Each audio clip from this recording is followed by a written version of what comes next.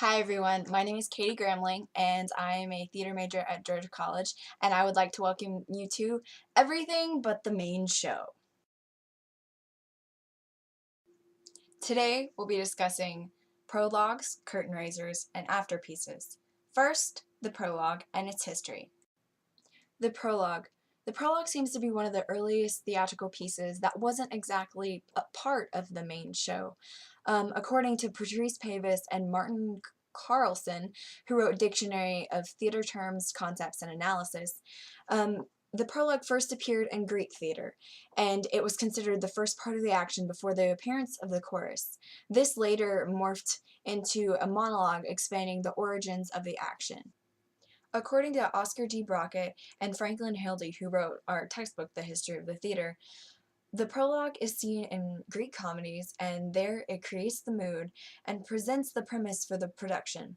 In tragedy, it follows the same set forward for the later prologues, which it provides the information about the events that occurred prior to the play's opening.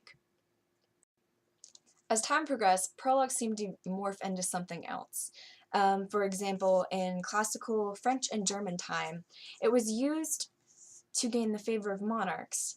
And in the 15th century Spain, the loa, which I believe that's how you say that, was designed to get on the audience's good side.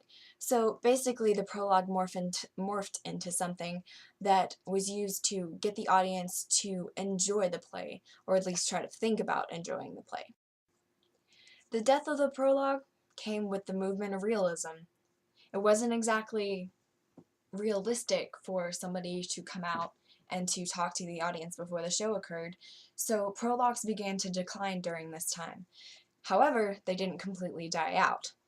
Expressionists and members of epic theater revived it, and it still sometimes is used today. But what I'm going to show you is how a prologue is used in film. And today you will be seeing a part of a movie that I know everybody just loves for its main character. Here you go. Benjamin Franklin Gates, you are undertaking the duty of the family Gates to find the most spectacular treasure in history. It grew throughout the ages and moved across continents until it was hidden by America's founding fathers, who left clues to the treasure's location right before our eyes. The unfinished pyramid, the all-seeing eye, are telling us something. Keeping this treasure safe, Benjamin, is your destiny. The clip you just saw was from National Treasure, and of course, what wonderfulness it was to see Nicolas Cage's face at the end of that. From what I can find, a lot of films don't normally use prologues. They kind of just jump in there. The most common type, or like the flashbacks like that. But there's also the sort of prologue monologue that goes on right before the beginning of the film during the whole credits. Other than that, I can't find many other appearances of prologue in film, but prologues still are used in modern day productions for theater. The curtain raiser. According to Oscar G. Brockett and Franklin J. Hildy, who wrote The History of the Theater, our textbook, the curtain raiser is first seen in the mid-19th century in England. It was created by Charles Keene to offset the late arrivals of fashionable playgoers. Eventually, it replaced the afterpiece. According to the Dictionary of Theater Terms, Concepts, and Analysis, the curtain raiser was a play that is performed along with the main performance. The subject matter can differ completely from the main performance. And during modern times, it is still used today at Comédie Française if the main play is too short.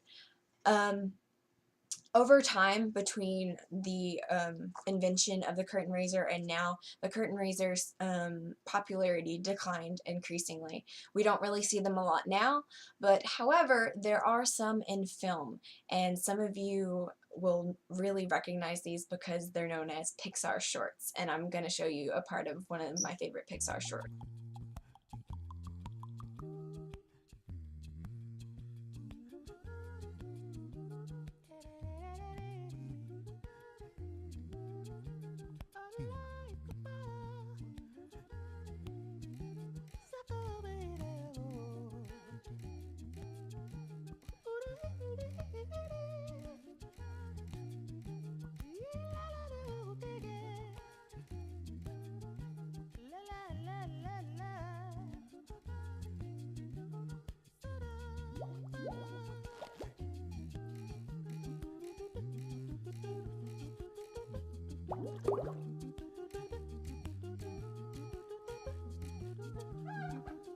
The short you just saw was called Knick Knack, and according to the Pixar website, it came out in 1989, and it was a part of, I'm not quite sure what movie it came before, but it was one of the earlier Pixar shorts that debuted in a theater.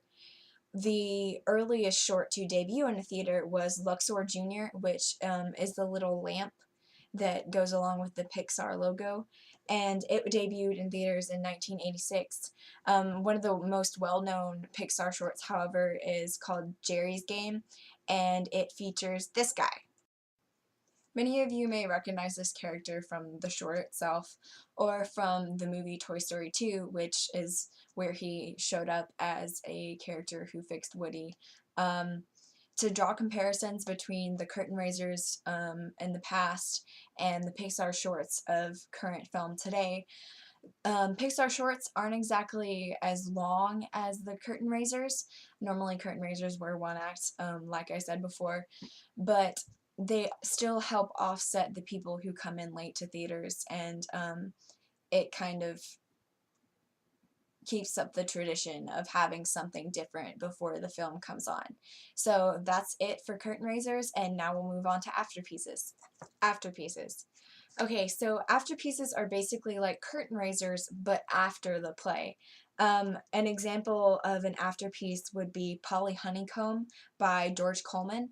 In an article about Polly Honeycomb, Ardell Heigl basically characterizes it as a farce, and the whole story surrounds a girl who basically, with her head in a romance novel, thinks she's gonna run away with the guy she loves, but she's already supposed to be marrying somebody else. So it kind of tries to make fun of that sort of culture of the young girl in love, like la la la la. Another example, in 18th century Germany, they called the afterpiece a Nachspiel, and which was also a farce. So I kind of got the hint that most afterpieces were kind of funny, kind of light, happy-going sort of things. And so as an example for afterpieces now, I have another sort of Pixar-related thing for you guys, and here it goes. It's time for cognitive development. Oh, who's the goo-goo baby? Where's the hiding, huh? That was really weird. Wait right here.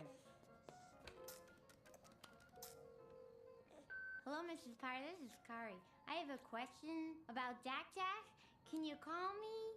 No! Jack Jack? Baby? Where are you? Where are you? Mrs. Potter, it's me. Jack Jack is fine, but weird things are happening and you need to tell me what to do, because I'm... How'd you get...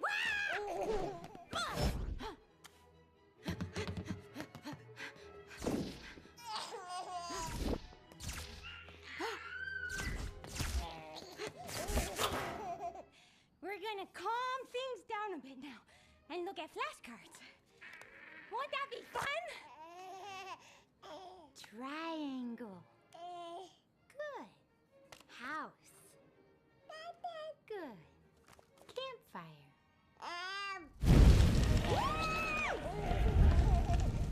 No! Don't panic! Baby on fire! Baby on fire!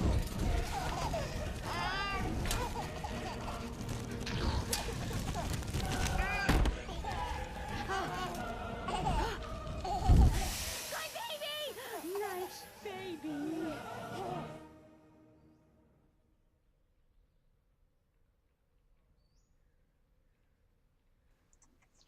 The short film you just saw that was a sort of afterpiece was from The Incredibles, the movie, and it kind of helped explain how their house went all sorts of crazy, because of course Jack Jack went all sorts of crazy.